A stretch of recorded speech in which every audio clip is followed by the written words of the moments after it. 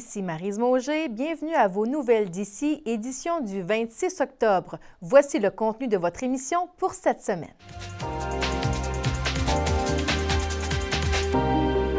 Pour la 9e édition du défi Tête à prix, la MRC du Rocher-Percé bat le record en dons amassés dans tout l'Est du Québec.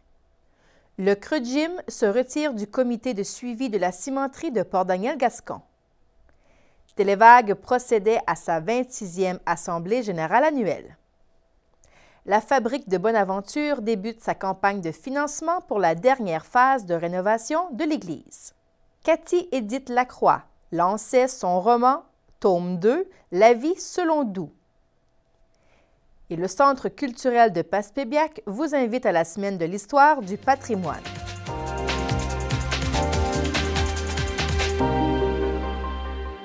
La 9e édition du défi Tête à prix fut un grand succès. Samedi, le 18 octobre dernier, je me rendais à la place du Havre de Chandler pour assister à l'événement de financement majeur. Samedi, le 18 octobre, avait lieu le 9e défi Tête à prix qui constitue la plus importante activité de financement de l'Association du cancer de l'Est du Québec. Depuis 2006, plus de 3000 participants ont fait raser leurs cheveux en échange de dons récoltés pour mettre leur tête à prix. Cette année, la tête d'affiche de la MRC du Rocher-Percé était M. Claude Blais de Grande-Rivière, reconnu pour être un homme de grands défis. À lui seul, M. Blais a amassé la somme de 34 374 $. En tout, 27 participants pour un grand total de dons amassés de 51 749 $. Et c'est le site de la MRC du Rocher-Percé qui a amassé le plus de dons dans l'Est du Québec. Avec le cumulatif de tous les sites de participation, quelques 320 personnes ont relevé le 9e défi Tête à prix, un geste de solidarité qui a permis de récolter près de 230 000 $ remis à l'Association du cancer de l'Est du Québec. Bravo à tous les participants pour cette 9e édition. Maintenant, nous avons appris que le Conseil de l'environnement de la Gaspésie et des îles se retire du comité de suivi de la cimenterie Port-Daniel-Gascon.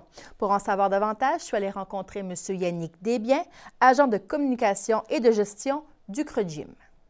La motivation, c'est qu'à la base, la raison de faire partie du comité de suivi était justement pour suivre le déroulement des activités, pour suivre l'encadrement du projet, toute l'information possible. Malheureusement, cette position-là sur le comité de suivi ne nous a pas donné accès à plus d'informations ou à de l'information plus tôt. Par exemple, que l'étude d'impact qui a été publiée sur le site Web le jour où les certificats d'autorisation avaient été obtenus, on l'a eu le jour où ça a été sur le site Web. Donc, on n'avait pas d'accès privilégié à de l'information. Et en plus, dernièrement, on a fait des demandes à la loi de l'accès à l'information pour obtenir les échanges entre le ministère de l'Environnement et la cimenterie. Et dans les deux cas, autant pour les échanges complets que pour seulement les questions posées par le ministère, ça nous est refusé par le promoteur. Donc, étant donné que le comité de suivi parle souvent de la transparence du promoteur, bien, ça nous mettait un peu dans une position où on était à même de constater qu'il n'y a pas vraiment de transparence, donc on était un peu mal à l'aise d'être associé à ces déclarations-là. Est-ce que vous étiez les bienvenus au départ à siéger sur ce comité? Oui, on a été invités à siéger, donc il n'y a pas eu de...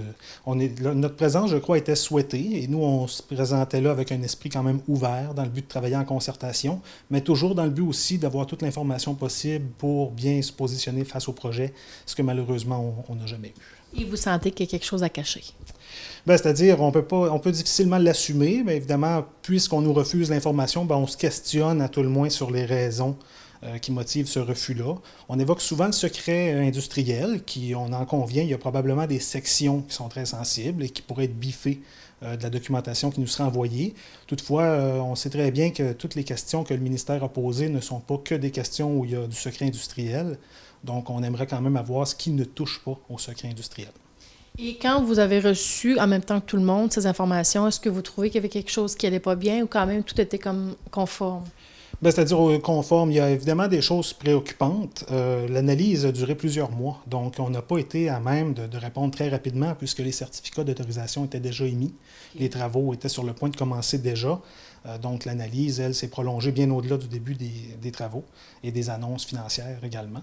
Donc c'est un peu aussi pour ça là, On est un peu mal à l'aise d'être présent sur le comité parce que justement, on voit que les propos ne sont pas vraiment associés à ce qu'on nous, on peut constater dans la réalité.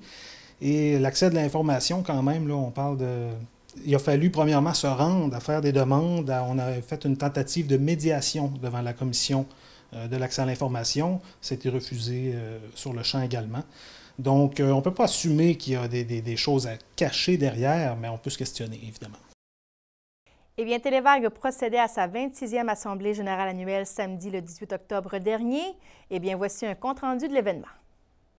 Samedi le 18 octobre, Télévague procédait à sa 26e Assemblée générale annuelle, devant une cinquantaine de membres qui étaient tous conviés à la salle optimiste de Saint-Godefroy. Dès 11 h, l'Assemblée générale débutait, suivie d'un repas réunissant membres, administrateurs et employés. Lors de cette assemblée, les membres ont pu prendre connaissance des rapports d'activité qui, selon la directrice générale Mme Colette Dow, se résument à une année riche en changements et en réalisations. Télévague vient de compléter sa 25e année d'activité. L'an passé, on soulignait notre 25e. Année riche en réflexion, en changement et en réalisation. Télévague, la télévision communautaire aux valeurs citoyennes, n'a rien perdu de son dynamisme et de sa vitalité. Nous poursuivons nos objectifs fixés de l'an dernier qui sont d'offrir un service de programmation adéquat. Afin de souligner ce 25e, nous avons offert à la population de notre territoire un journal spécial. L'équipe a produit 350 émissions au cours de la dernière année. Également du rapport financier par la firme Raymond Chabot Grant Thornton. Et l'Assemblée a passé à l'élection d'un nouvel administrateur qui est Mme Diane Aubu. L'Assemblée a réélu Mme Martine Chouinard et Cynthia Grenier. Et un merci tout spécial aux membres optimistes d'avoir préparé le succulent buffet. Voilà, c'était le résumé de notre 26e Assemblée générale annuelle de la télévision communautaire Télévague. Restons dans la même veine. Il y a quelques semaines, la Fédération des télévisions communautaires du Québec, dont Télévague fait partie, procédait à son congrès annuel dans la région de Magog. Eh bien, je vous présente le reportage fait par la télévision communautaire de Kamouraska. Du 17 au 19 octobre dernier avait lieu le 16e congrès annuel de la Fédération des télévisions communautaires autonomes qui était sous le thème de l'image qui nous rassemble, passionnés, captivés, connectés, notre télé. Voici le résumé de la fin de semaine. Le congrès s'est déroulé de vendredi à dimanche. Vendredi, on a eu la chance d'avoir la présence de la ministre de la Culture et des Communications, Mme Hélène David. Elle est venue nous rencontrer pour nous annoncer d'excellentes nouvelles pour les télévisions communautaires autonomes. Alors, depuis plus donc de 40 ans, c'est clair, le ministère vous accompagne avec respect et considération étant donné votre apport bénéfique pour la société. Dans une volonté de bien poursuivre son accompagnement, mon gouvernement a veillé à ce que les télévisions communautaires autonomes reçoivent un soutien financier substantiel lors de l'élaboration des mesures et investissements des 2 premières années de mise en œuvre du plan culturel numérique qui s'étalera sur 7 ans. Une mise à niveau de vos équipements, donc ça s'appelle HD, ça s'appelle nouvelle caméra, etc., et la numérisation de vos archives afin de mieux vous adapter aux réalités numériques et aux nouvelles habitudes de consommation de l'information des citoyens. Elle venait rester avec nous autres quand même 1h30 pendant le cocktail dînatoire le vendredi soir. On était très heureux. C'est une première, à ma connaissance, à la Fédération, qu'un ou une ministre reste avec nous aussi longtemps. Samedi, l'avant-midi s'est déroulé, a bien roulé avec l'Assemblée générale annuelle qui a lieu effectivement tous les samedis avant-midi. En après-midi, on a accueilli Pierre Bélanger, un spécialiste du CRTC, qui est venu nous parler de la consultation publique Parlons TV, qui a eu lieu jusqu'à tout récemment en septembre avec le dépôt des derniers mémoires et des annonces des différents câbleaux. Et puis, bon, on a pu avoir notre banquet typique le samedi soir. Et puis, ce matin, dimanche, avec le brunch avec Dave Ouellette, alias MC Gilles, qui est venu nous parler de l'avenir de la télévision. C'était très intéressant. Je crois que les gens ont beaucoup apprécié. Un très beau congrès, en fait, en général. général, personnellement, je suis extrêmement satisfaite et puis j'espère que les membres aussi, en fait, le sont. Et sur 43 membres officiels, si je ne me trompe pas, il devait y avoir à peu près 23 membres présents. Il y en a qui sont venus avec plusieurs délégués, donc on a été presque une soixantaine tout au long du week-end. On a eu aussi une annonce de nouvelles télévisions. Quelles sont-elles? Oui, TVHR9. Toute une directrice extraordinaire, on voulait te le dire. C'est un super congrès. C'est un super congrès. Bon, bien, merci de le confirmer. On a TVHR9 au Richelieu, qui est nouvellement membre à la Fédération. On est super content de les accueillir. Et Télévision régionale de Laval, qui est aussi membre depuis maintenant, je crois, 3 mois, qui a joint les rangs de la Fédération cette année. Alors, de belles nouvelles pour les télévisions communautaires. Maintenant, passons à la chronique policière. Allons rejoindre l'agent Huard.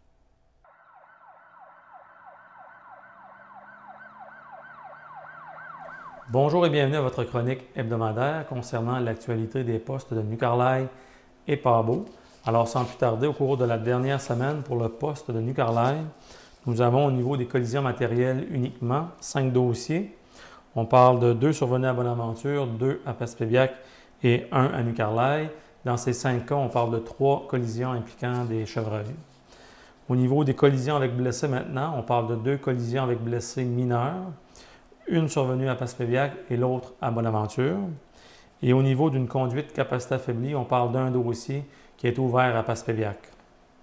Nous avons maintenant un dossier de vol moins de 5 000 survenu à Bonaventure. Nous avons ouvert un dossier de proférer des menaces à New Carlisle et un dossier maintenant de chicane de famille sans accusation criminelle, dossier ouvert à Passepébiac. Nous avons procédé dans le secteur de Saint-Godefroy à la destruction d'armes à feu. Nous avons un dossier d'introduction par effraction dans un appartement à Bonaventure et une autre introduction par effraction maintenant dans un chalet, c'est survenu à Passepébiac.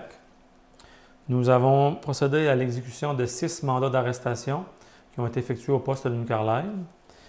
Et maintenant, pour le secteur de Pabot, nous avons 6 dossiers à collision matérielle uniquement. On parle de 2 dossiers à Gascon, 1 à Port-Daniel et 3 survenus à Chandler. Dans la collision à Port-Daniel, on parle d'une collision avec un chevreuil également. Au niveau des collisions avec blessés, nous avons 2 dossiers avec blessés mineurs, un ouvert à Chandler et l'autre à Cap-d'Espoir. Nous avons une conduite capacité affaiblie, dossier ouvert à Pabot. Nous avons un dossier de voie de fait survenu à Cap-d'Espoir. 2 dossiers maintenant de proférer des menaces. Dans les 2 cas, les dossiers ont été ouverts à Chandler. Nous avons un méfait moins de 5 000 dossier ouvert à Grande-Rivière. Et un vol moins de 5 000 plus méfait moins de 5 000 est survenu à Percé. Maintenant, à Pabot, il y a eu un dossier de méfait public. À Grande-Rivière, un dossier de tabac de contrebande. Un méfait sur véhicule dommage moins de 5 000 est survenu à Chandler. Nous avons un dossier où la sécurité et le développement d'un enfant est compromis et également possession de cannabis. On parle d'un dossier ouvert à Chandler. Nous avons un bris de promesse, dossier ouvert également dans la municipalité de Chandler. Et dossier d'appel harassant, appel téléphonique harassant, dossier ouvert à Gascon. Maintenant, un dossier un petit peu plus substantiel à Grande-Rivière. On parle de port d'armes dans un dessin dangereux, utilisation négligente d'une arme à feu. Donc, dossier ouvert, encore une fois, à Grande-Rivière. Au niveau de la chasse au chevreuil, on sait que les gens vont chasser à proximité des résidences avec des armes à feu. On parle d'une infraction qui est possible pour avoir tiré à moins de 300 mètres d'une habitation avec une arme à feu. Et on parle également dans le secteur, dans la forêt, on parle de la surveillance en forêt, on parle des mêmes infractions criminelles que sur la voie publique, sur la route. Et également, les gens commencent à nous poser des questions concernant les pneus à neige. Alors, l'obligation de posséder des pneus à neige, c'est du 15 décembre au 15 mars. Et on peut mettre les pneus à clous, mais pour mettre les pneus à clous, on parle de la date du 15 octobre au 30 avril. Donc, ils sont légaux à partir du 15 octobre au 30 avril. Et encore une fois, l'obligation d'avoir ces pneus à neige 15 décembre au 15 mars. Et de plus, cette année, à compter du 15 décembre 2014, on parle de l'obligation d'avoir un pictogramme sur le pneu à neige. Donc, c'est un flocon ou encore une montagne de glace. C'est un petit pictogramme qu'on appelle. Il est obligatoire de l'avoir sur nos pneus. Donc, sur ce, soyez prudents à la chasse également et sur nos routes. À la semaine prochaine. Maintenant, la Fabrique de Bonaventure débute sa campagne de financement pour la dernière phase des rénovations de l'église de Bonaventure. Je suis allée rencontrer le président de la Fabrique, M. Doiron. Alors, je suis présentement avec le président de la Fabrique, M. Doiron. Bonjour. Bonjour. Ça fait quelques années que vous êtes président ici de la Fabrique de Bonaventure. Oui, effectivement. 3 ans, là, je vais sur ma 4e année. Quand même, ça se passe bien de votre côté. Et là, dès le mois de novembre, dès le 9 novembre, on va commencer une campagne de financement pour venir en aide à l'Église. On va commencer la dernière phase de la rénovation ici de l'Église. On peut en parler un peu de qu'est-ce qu'il y a à faire dans cette belle Église. Oui, c'est intéressant ce que vous mentionnez. C'est justement la restauration, la réparation des portes et des fenêtres. Alors, c'est effectivement la dernière phase. On a eu une phase précédente qui était évidemment la rénovation du toit. Alors, je ne sais pas si vous avez... Très beau toit, Très beau toit, effectivement. Hein? Alors, imaginez-vous, en acier inoxydable, au coût d'1 300 000, entre 200 000 et 300 000. Alors, et là, maintenant, dans ce projet ici, c'est un projet qui, normalement, représente une somme d'à peu près 300 000 $. Alors, il faut aller chercher auprès de la communauté de la ville de Bonaventure et des gens qui demeurent à l'extérieur, du moins les anciennes, une subvention, c'est-à-dire de l'argent, et puis par le biais d'une campagne de financement. La campagne, actuellement, on vise 90 000, 91 000 $. Ça nous permettrait d'obtenir du Conseil du patrimoine religieux du Québec une subvention de 200 000 $. Alors, donc, 200 000, 91 000 environ. Est-ce que vous vous donnez seulement le mois de novembre pour ramasser ces fonds? C'est-à-dire qu'on lance la campagne pour le mois de novembre 2014, mais c'est certain que les mois de décembre, les mois qui vont suivre, ça va nous permettre quand même de pouvoir continuer dans cette campagne-là. Et on a justement de la publicité, on a justement un genre de petit dépliant qui va être mis en circulation d'ailleurs auprès de l'ensemble des foyers de la ville de Bonaventure pour annoncer la campagne. Dans ce dépliant aussi, on voit qu'il y a une façon dont on peut faire son don. Alors, on peut faire par mandat poste, par chèque, par dépôt direct, et ainsi de suite. Alors, c'est dans ce sens-là qu'on lance cette campagne-là. Alors, les gens de Bonaventure vont être appelés à être sollicités à faire un don. On va recevoir ce dépliant par la poste, mais les autres à l'extérieur, comment vous allez faire pour les rejoindre? Alors, normalement, on va les rejoindre également par la poste, alors soit par correspondance ou encore, on compte aussi sur les gens qui vont recevoir le dépliant de pouvoir être des multiplicateurs. Alors, s'ils peuvent évidemment envoyer même les dépliants, je dirais, à leurs congénères, que ce soit leur fils, leur fille, oncle, tante, peu importe. Alors, tous ceux qui pourront évidemment être sollicités d'une façon ou d'une autre sont certainement les bienvenus à participer à la campagne. Parce qu'on sait que les fidèles sont de moins en moins nombreux, mais tout le monde soit quand même fidèle à leur Église. Hein? On s'entend qu'on ne veut pas voir l'Église disparaître dans aucun des villages. C'est intéressant ce que vous dites. Et effectivement, on est privilégié ici à Bonaventure. Je dois vous avouer quand même, on est reconnu quand même par le patrimoine religieux du Québec. Alors, et d'ailleurs, la preuve, c'est qu'on peut bénéficier d'une subvention de 200 000 $, à condition évidemment qu'on puisse aller chercher 91 000 auprès de la population. Puis effectivement, il y a de moins en moins de fidèles, mais ça ne veut pas dire nécessairement qu'ils ne sont pas là. Ils sont là quand même. Et puis, on compte évidemment sur la générosité, non seulement des gens qui fréquentent l'Église, mais même ceux qui ne fréquentent pas l'Église. Alors, c'est culturel. Vous voyez ici, c'est certain que c'est toujours un lieu de culte, mais c'est également un endroit où on a des activités à la fois muséales et socio-communautaires. Alors, quand même, vous avez fait un virage, si on peut dire. L'Église de Bonaventure, la Fabrique, quand même, c'est propulsé dans ce virage-là que l'Église a une autre fonction ou une deuxième vocation. Effectivement, elle a une deuxième vocation. Et les gens ont bien saisi, ont bien compris ce message-là aussi. Pour qu'elle reste bien en forme, cette Église, c'est les fenêtres et les portes. Est-ce qu'on peut parler un peu de la nature de ces rénovations? Oui, mais évidemment, cette Église a été construite dans les années 1860. Alors, comme de raison, c'est les fenêtres et c'est les portes de l'époque. Elles ont été évidemment rafistolées avec le temps, mais si on doit les ramener, je dirais, à leur concept d'origine, alors il faut évidemment qu'elles soient rénovées. restaurée. Et c'est des travaux, évidemment, qui vont être faits en atelier. Okay. Alors, ça va être évidemment, il va y avoir un concours pour des soumissions, si vous voulez, mais ça va être quand même des travaux qui vont être faits normalement en atelier pour pouvoir assurer cette restauration-là. Vous connaissez peut-être l'auteure Cathy Edith Lacroix de Passepébiac. Elle procédait au lancement de son deuxième ouvrage, le roman intitulé « La vie selon Doux », tome 2. Alors, on l'a rencontré pour vous. Le 22 octobre dernier avait lieu le lancement du livre « La vie selon Doux », le tome 2, un automne de surprise. L'auteure Cathy Edith Lacroix, provenant de Passepébiac, procédait au lancement à la bibliothèque de sa ville natale. C'est une belle continuité de l'expérience La vie selon Doux, la série que j'ai lancée en avril dernier. Officiellement, c'est le 1er novembre 2014 qui va sortir dans les librairies, mais la librairie Libère l'a déjà en main à New Richmond. Puis moi, je vais aller au Salon du livre à Rimouski, puis c'est là que c'est vraiment là, en novembre, là, que ça va se répandre un peu partout. Là. Selon l'auteur, Cathy Edith Lacroix, La vie selon Doux est un roman dans lequel tout le monde peut se reconnaître. C'est Donovan Monroe, surnommée Doux. C'est une Gaspésienne, 14 ans, elle vit plein de choses très intéressantes.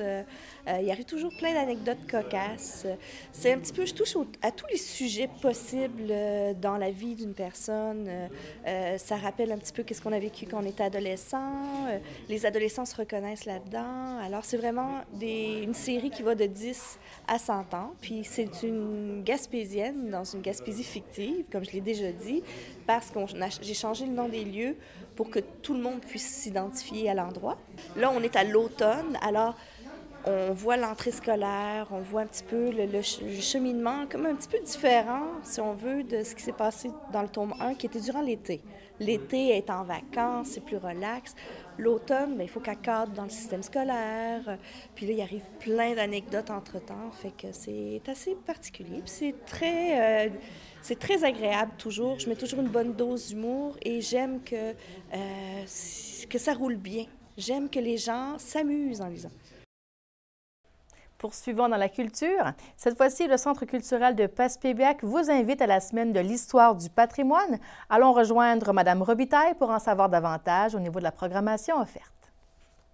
On est ici pour parler du lancement de la deuxième édition de la Semaine de l'histoire et du patrimoine de Passepébiac. Quel est le but de cette semaine? En fait, c'est une semaine qui nous permet aussi de reprendre contact, même si on ne l'a jamais vraiment perdu, mais avec nos racines, de souligner aussi l'apport des citoyens et des citoyennes aussi à la vie de Passepébiac, à l'histoire de Passepébiac, soit au passé, au présent ou à l'avenir. En fait, cette année, on a comme 3 pôles qu'on va couvrir avec la chanson, avec le conférencier Jean-Marie Fallu. On fait la Gaspésie en chanson. Évidemment, là, on est un petit peu plus large qu'uniquement Passepébiac, mais on aura quand même quelques surprises à réserver aux gens d'ici là, sur certaines chansons qui ont été inspirées ou qui parlent d'ici précisément. Alors, c'est une causerie chantée. Alors, il y a un échange qui est fait avec les gens tout seuls. Les gens sont bienvenus, entrée libre. C'est vraiment une soirée qui va être beaucoup d'échanges, beaucoup de conversations, beaucoup d'amusement et, un petit peu karaoké aussi, quelque part. Alors, on va bien s'amuser. Est-ce que c'est un concept unique, inventé seulement pour cette semaine-là? En fait, j'aimerais bien vous dire oui, mais je vais dire non, parce que c'est une conférence de Jean-Marie Fallu qui l'a mis, qui l'a bâti, qui l'a créé, tout ça, et qui l'a déjà présenté, je crois, à une reprise.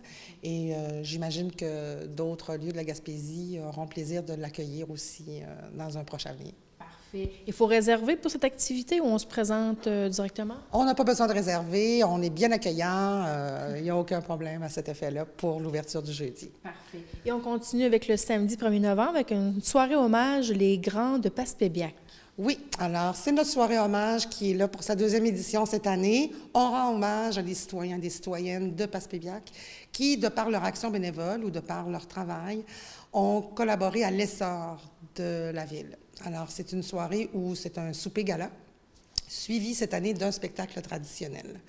Alors, cette année, on va honorer 4 personnes de chez nous lors de cette soirée-là. On ne peut pas dire c'est qui? Pas tout de suite. Il faut se garder la surprise quand même. Mais c'est une belle soirée. C'est un souper de type traditionnel que les gens prennent sur place. C'est entre les services. On a un hommage qui est rendu à chacune des personnes qui ont été choisies cette année pour recevoir cet hommage-là. Et on poursuit la fête par la suite avec le spectacle des Frères Jonca. Oui, que je vois ici justement. Alors, les Frères Jonca Leblanc, c'est ça? Oui. Originaire de Gaspé. C'est bien ça, oui. OK, alors ils vont faire violon. Oui, violon contrebasse, alors vraiment traditionnel, mais avec aussi quelques arrangements de pièces plus contemporaines. Parfait. Et on termine le dimanche 2 novembre avec Fernand Alain. Qui ne connaît pas Fernand Alain? L'incontournable Fernand Alain, évidemment, dans le cadre de la semaine Histoire et patrimoine. On connaît l'excellent travail que fait Fernand à cet effet-là. Alors, on profitera de l'occasion en après-midi à 14 h pour souligner le lancement de son dernier album, Histoire de galerie. Parfait. Alors, on réserve avant le 24 octobre pour certaines activités? En fait, c'est ça. Pour la soirée hommage des Grandes Passepébiaques, les gens qui souhaitent y participer et prendre avec nous le repas et être présents lors de l'hommage, à ce moment-là, on doit réserver d'ici le 24 octobre. Parfait. Alors, pour plus d'informations, on communique ici. Ici, à la billetterie du Centre culturel 752-5200, poste 2. Alors, bonne semaine du patrimoine. Merci.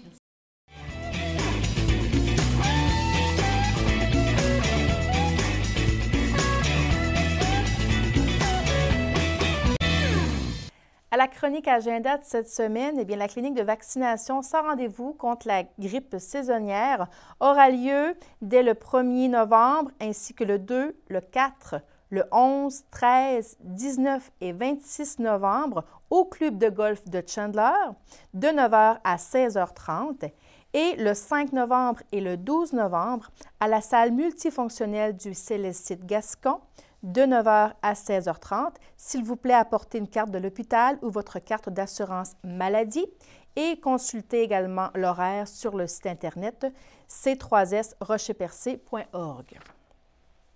Une soirée dansante au Centre communautaire de Saint-Pédis aura lieu samedi le 1er novembre prochain à 21 h avec la musique Les Copains qui est composée de Ronald et Georges. Eh bien, bienvenue à tous.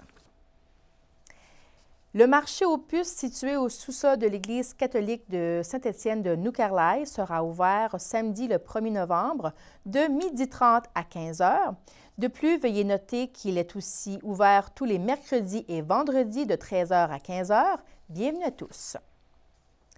Le Musée acadien du Québec à Bonaventure recherche artistes et artisans pour son expo-vente lors du Salon de Noël du Musée acadien du Québec à Bonaventure, qui aura lieu du 28 novembre au 24 décembre. Date limite d'inscription est le 31 octobre. Alors, pour information, vous pouvez composer le 534-4000. Voici, mesdames et messieurs, ceci complète l'édition de Nouvelles d'ici pour cette semaine. Merci beaucoup d'avoir été des nôtres. On se donne rendez-vous la semaine prochaine.